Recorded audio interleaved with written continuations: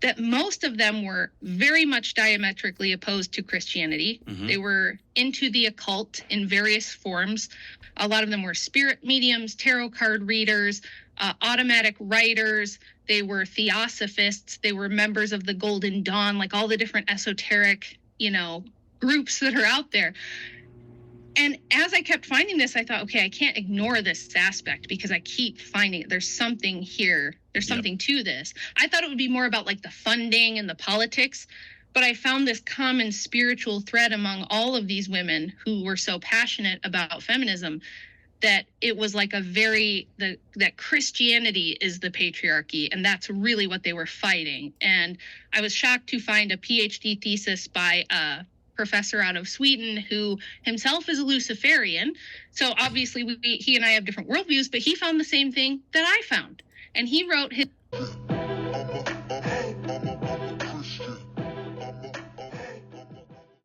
I am LL, the seminary dropout, y'all, and we go get right into it. We got a good one. I'm gonna try not to pause too many times, and y'all, I've heard some women recently say that they're Christian and they're also feminist. I'm trying to figure out what that means now that I've found this subject matter. I'm trying to figure out what that means. Without further delay, y'all, we just gonna get right into it. I'm not gonna waste any more time. Let's go. I wanted to do like a full treatment of the history of feminism. So I took 2.5 years and dug in super, super hard. Like I went to all the primary sources. I read all the writings of the feminists themselves as far back as I could find it, And I didn't know anything. I thought I kind of knew. I didn't know. I had no idea.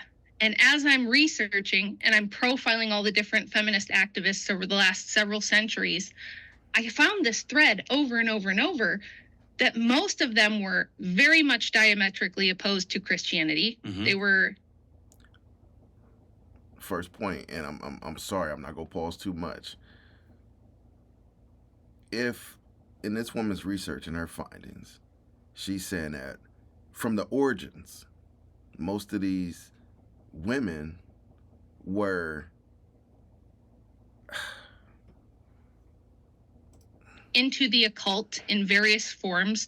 A lot of them were spirit mediums, tarot card readers, automatic writers. They were theosophists. They were members of the Golden Dawn, like all the different esoteric, groups that are out there.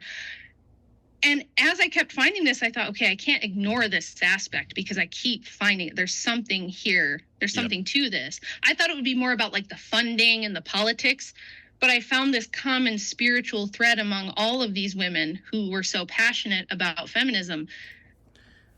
I mean, when I was introduced to the feminist movement, it was more about the politics. It was more about women's liberation. It was more about like the women's right to vote and things of that nature. But as I do my own research, now mind you, I'm a person who had a college professor in graduate school who claimed to be a feminist. I'm also a person who, in my undergrad class at The Ohio State University, I had a feminist class.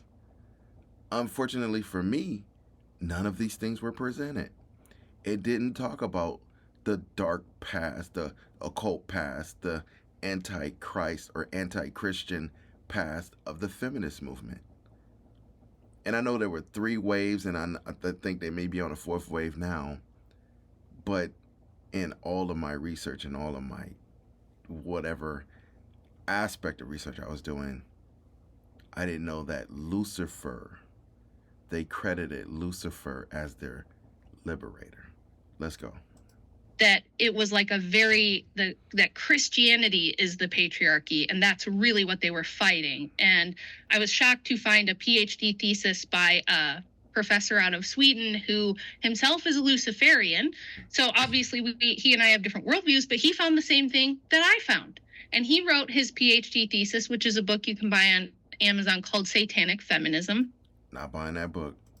And it talks about how first wave feminism, we're talking late 1700s through the 19th century, these women openly saw Lucifer as their liberator. They wrote about it, they talked about it.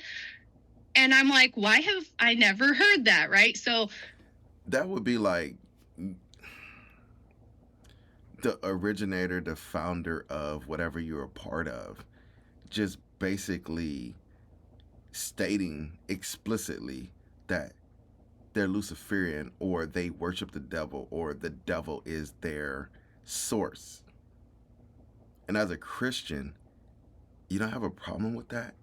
As a Christian or a person who claims to be a believer, like, you're saying that you could be a part of both? I'm just asking for a friend. Like, to be a feminist Christian, like, that. Let me get back to it. So that's kind of the paradigm shatter for me, was to realize that this is a spiritual battle more than it is a political one. The politics is downstream, but that this is a spiritual thing. And even for these women that far back, they saw this as a spiritual battle more than they even saw it as a political or a financial or a social battle. But that's the argument of today's feminists. So that completely changed the way that I looked at feminism and family dynamics and gender dynamics. So that's kind of that's why I wrote it, and that's what really kind of blew my mind about it. Why did you call it occult feminism? There's two reasons. That title kind of has a dual meaning. One is because the word occult just means secret or hidden. So there's actually an entire hidden history of feminism. The history that you and I have been taught, like we just went over in the beginning of, the women were oppressed and so they had to get freedom and blah, blah, blah. That's the mainstream version we've all heard, that all the feminists were angels, heroes, brave, strong. Yeah. We owe them everything, right? They were these heroes. But the secret history, the real history, has actually been gatekept by women's studies departments, by gender studies departments. Didn't I just say that? I took a class at The Ohio State University, and they didn't mention this. It was about how heroic these women were, fighting for women's liberations, fighting for the right to vote and things of that nature. Never did they mention anything about this. And then I had a feminist professor in my graduate school, which was a seminary school. I'm just trying to figure out did she miss that? I'm just trying to figure out, are the Christian women of today, are they missing that? I'm just asking questions for clarity. Which were started in 1970 by the Ford Foundation and the Rockefeller Foundation to kind of astroturf the movement, to rewrite the history and make it, number one, more palatable. And see, they have a history of doing that. When it comes to just regular education, as I understand it, the real education was taken out of the schools. That's why we don't learn about finances and stuff like that. That's why people in their adulthood don't know how to balance a checkbook. I don't even know if people even use checkbooks anymore, but I'm saying, like, they don't know the basic foundation of finances or wealth building or wealth creation. Not that that's what it's all about, but I'm saying, like, there were certain aspects of being an entrepreneur or trade. Like, there were just certain things that you don't, like, let me get back to the video. Appealing especially to women of that time period who were, sexual revolutionaries, Marxists, that sort of Christian sexual revolutionaries. Let that sink in. Thing, but also because there was a lot of scammery going on. Christian scammery. Let that sink in. Feminist, Christian, if you call yourself a Christian feminist scammery agent, There was a lot of snake oil salesmen in the movement. Christian feminist snake oil salesman. My bad, y'all. A lot of phonies, a lot of people who were. I know a lot of Christian phonies. I'm thinking of them right now.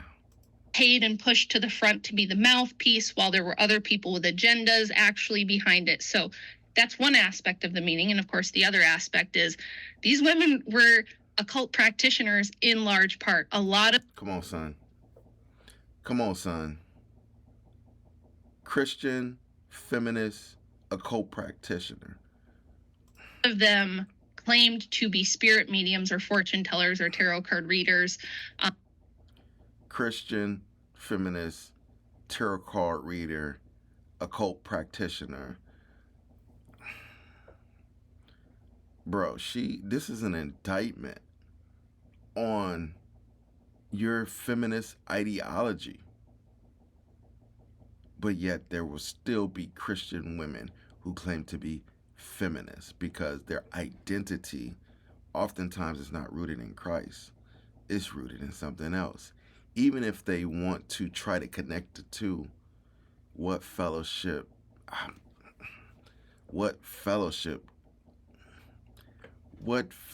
does light have with darkness? There were a couple I profile in the book who were, high priestesses in the Golden Dawn, or they were, into espionage. They did secret insider trading deals with, wealthy industrialists of the time. So there's actually a lot of secrets hidden in the history of the feminist movement that almost nobody knows about unless they've read the book. Some of their moving and shaking was very impressive for a bunch of oppressed, sort of like chained to an oven type women. So very impressive. One of the things that I like about Christianity is the fact that the religion doesn't really gaslight you about like the messed up nature of human beings. Come on now. And when it comes to the messed, he's right. When I went to seminary, they taught you the good, the bad, and the ugly. There was a lot of ugly, y'all.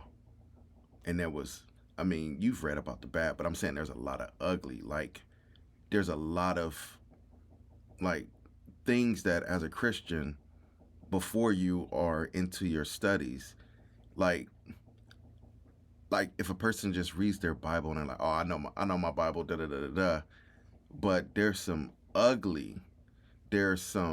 misconceptions that are debunked when you're deep into these studies, that if you're not rooted, if you haven't been filled with the Holy Ghost, if God's power isn't working on the inside of you, you might lose your faith. Up nature of human beings. I think that men and women also have their own things that they've got to battle with. One of the things that I find that women have to temper in their own nature is their desire to want to rule over their husbands and their Woo.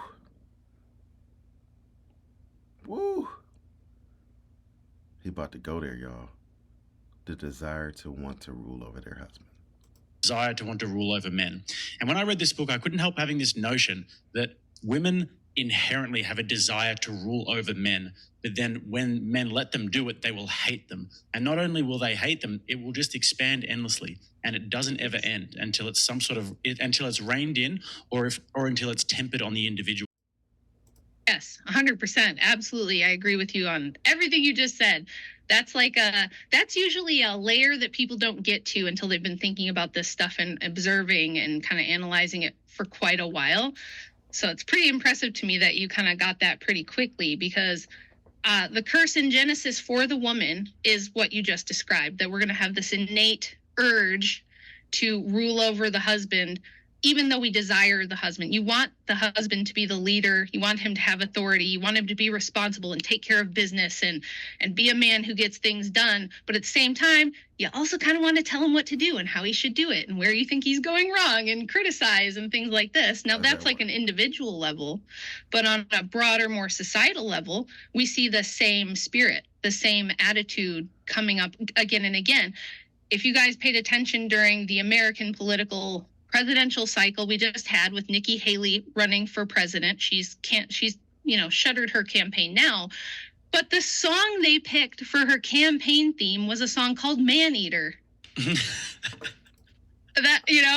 don't even know what that song is about or what it means. But Man Eater sounds bad.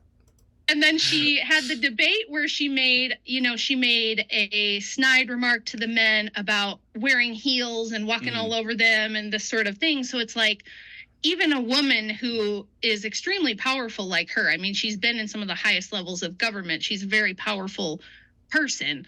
She still feels like she has to prove that she can do it better than the men. Like, she's going to run circles around them. She's going to get in there and not only compete, but dominate them, and it's like, so you see it on every level with women, but they're never happy when they're doing that, right? I would say that again. Most miserable wife is one whose husband lets her do whatever she wants. The most miserable wife is the one that her husband lets her do whatever she wants.